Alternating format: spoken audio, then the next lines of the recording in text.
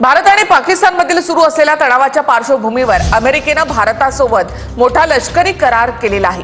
भारत आणि अमेरिकेमध्ये 1100 कोटी रुपयांचा संरक्षण करार मंजूर करण्यात आलाय।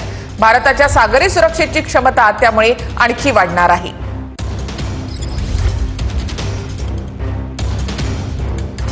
लष्कराच्या हार्डवेअर आणि लॉजिस्टिक उपकरणांच्या विक्रीला मान्यता देण्यात आली आहे।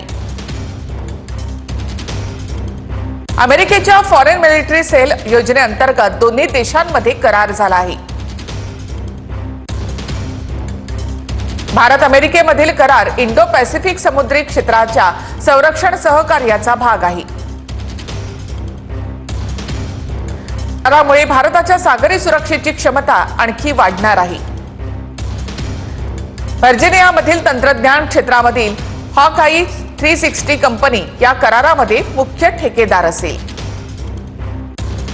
हिंद प्रशांत सागरामध्ये चीनचं वाढणारं वर्चस्व कमी करण्यासाठी हा करार महत्त्वाचा ठरणार आहे।